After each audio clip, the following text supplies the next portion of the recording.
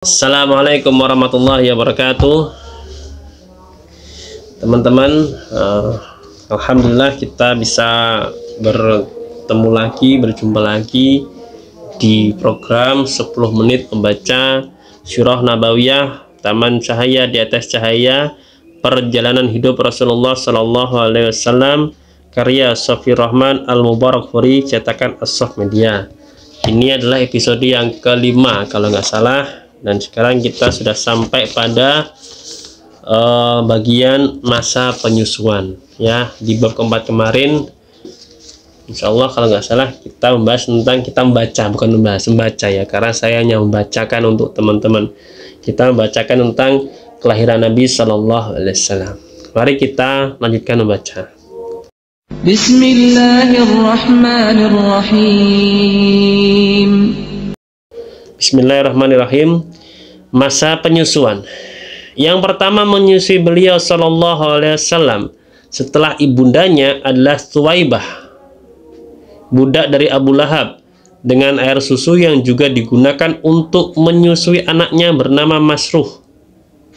Sebelum menyusui Nabi Sallallahu Alaihi Wasallam, Thuwaibah pernah pula menyusui Hamzah bin Abdul Muthalib, dan setelah Nabi Sallallahu Alaihi Wasallam menyusui pula Abu Salamah bin Abdul Asad Al-Mahzumi, sehingga mereka semua adalah saudara sepersusuan Nabi Sallallahu Alaihi Wasallam.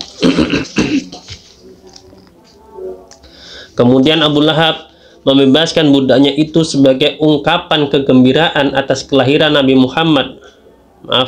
Kemudian Abu Lahab membebaskan budaknya itu sebagai ungkapan kegembiraan atas kelahiran Muhammad Sallallahu Alaihi Wasallam, meskipun nantinya Abu Lahab menjadi orang yang paling keras memusuhi beliau Sallallahu Alaihi Wasallam ketika mulai ditegakkan dakwah Islam.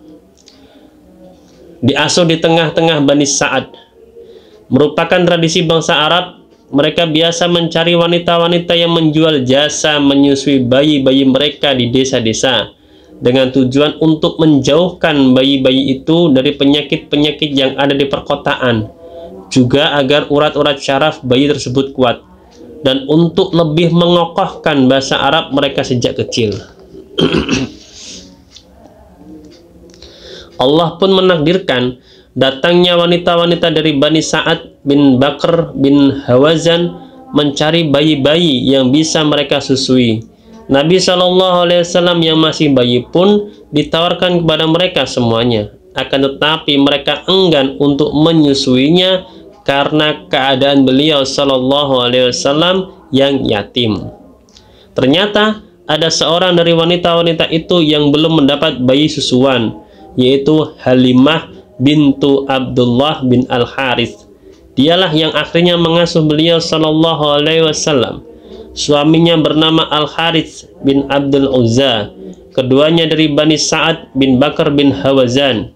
Adapun anak-anak Al-Harith bin Abdul Uzza yang otomatis menjadi saudara sepersusuan Nabi Shallallahu Alaihi Wasallam adalah Abdullah, Anisah, dan Judamah yang dijuluki dengan Asy-Syaima, yang bertahi lalat, julukan yang lebih populer dibandingkan nama aslinya.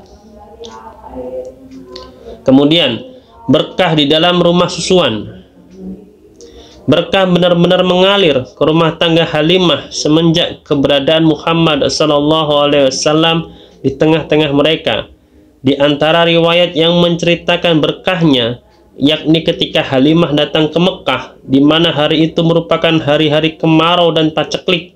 Ia mengendarai keledai betina yang sangat lambat jalannya karena kondisinya yang lemah dan kurus. Ia juga memiliki unta betina yang tidak bisa lagi mengeluarkan air susu setetes pun. Anaknya yang masih kecil juga selalu menangis dan bersuara keras sepanjang malam karena lapar. Anak itu tidak bisa tidur dan tidak membiarkan kedua orang tuanya bisa beristirahat.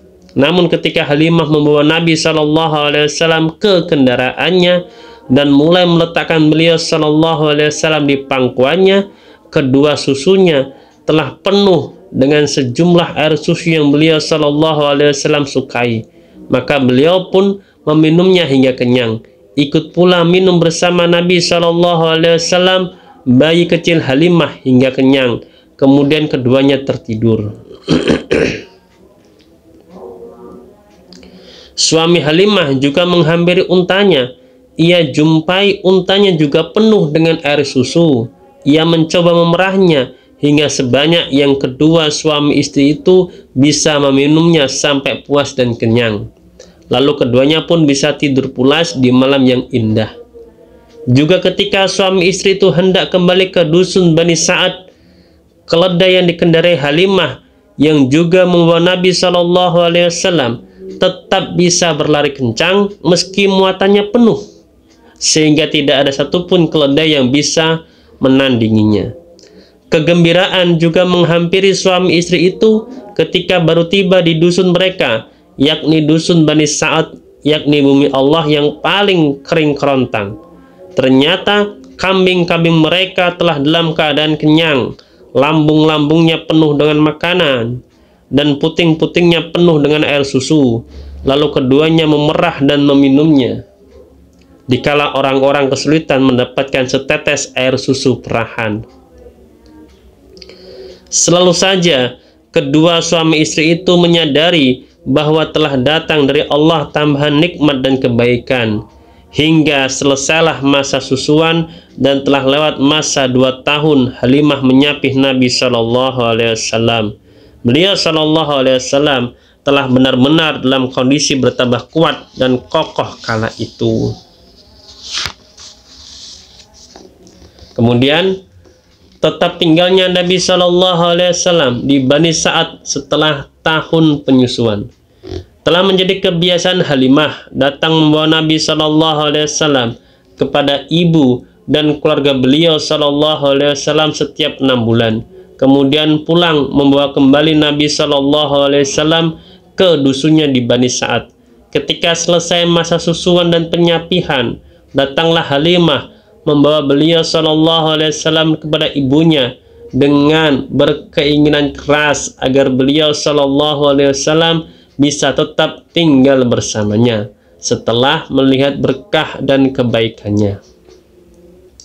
Maka ia memohon kepada ibunda Nabi SAW agar membiarkan Nabi SAW tetap bersamanya hingga cukup kuat, karena ia mengkhawatirkan diri beliau SAW terkena wabah penyakit yang menjangkiti kota Mekah. Ibunda Nabi SAW pun mengizinkannya. Pulanglah Halimah membawa Nabi SAW ke rumahnya dalam keadaan gembira dan bahagia. Tinggallah Nabi SAW bersamanya setelah itu selama sekitar 2 tahun. Kemudian terjadilah peristiwa aneh yang menumbuhkan rasa takut pada diri Halimah dan suaminya, sehingga suami istri tersebut mengembalikan Nabi SAW kepada ibunda beliau SAW.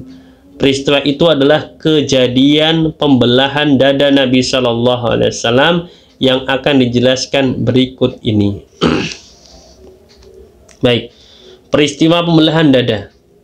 Berkata Anas bin Malik radhiyallahu anhu, sungguh Rasulullah SAW dihampiri oleh malaikat Jibril sementara ia tengah bermain bersama anak-anak lain, lalu dipegang dan dibaringkannya.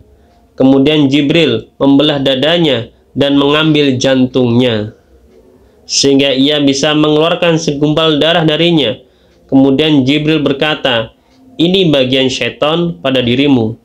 Ia lalu mencuci jantung tersebut dengan air zam-zam pada bejana yang terbuat dari emas. Selanjutnya ia mengambil jantung itu, yakni menggenggam dan mengumpulkannya, kemudian mengembalikannya ke tempat semula. Saat itu juga anak-anak itu pun mendatangi ibu Nabi, yakni ibu pengasuh beliau SAW, Halimah, yang pernah menyusui beliau SAW. Kemudian mereka mengatakan, sungguh Muhammad telah dibunuh. Setelah itu bergegas mereka semua menghampiri Nabi SAW.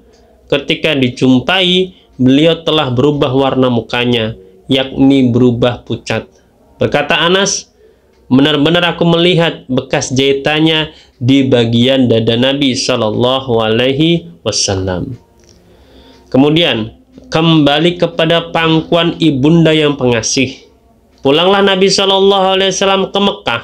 Setelah kejadian itu, ia kemudian tinggal bersama ibunda dan keluarga beliau Shallallahu Alaihi Wasallam sekitar 2 tahun hingga umur sekitar 6 tahun. Selanjutnya, sang ibu membawa beliau Shallallahu Alaihi Wasallam pergi ke Madinah, tempat di mana terdapat makam ayah dan paman-paman dari kakak beliau Shallallahu Alaihi Wasallam dari Bani Adi bin An-Najjar. Ikut pula bersama ibunda Nabi Shallallahu Alaihi Wasallam, yakni sang mertua Abdul Muttalib dan pembantunya Ummu Aiman. Ia tinggal di sana selama sebulan, kemudian pulang kembali. Saat di perjalanan di Al-Abwa, daerah antara Makkah dan Madinah, ibunda Nabi Shallallahu Alaihi Wasallam mengalami sakit parah hingga membawanya kepada kematian. Aminah kemudian dimakamkan di sana. Barakallahu. Baik, itu teman-teman untuk episode ke-5 ini kita cukupi sampai kepada bagian kembali kepada pangkuan ibunda yang pengasih, ya. Kita kembali berdoa dan terus berdoa, mudah-mudahan Allah memberikan istiqomah kepada kita dalam segala kebaikan. Kita selalu berdoa mudah-mudahan Nabi Muhammad SAW kelak berkenan memberikan syafaatnya kepada kita semua, sehingga kita bisa selamat di dunia, lebih-lebih di akhirat kelak. Kita berdoa mudah-mudahan Allah Subhanahu wa Ta'ala mengumpulkan kita dengan seluruh umatnya yang mencintai Nabi Muhammad SAW. Sungguhnya Allah Maha mengabulkan doa-doa kita. Wabillahi taufik. Wassalamualaikum warahmatullahi wabarakatuh.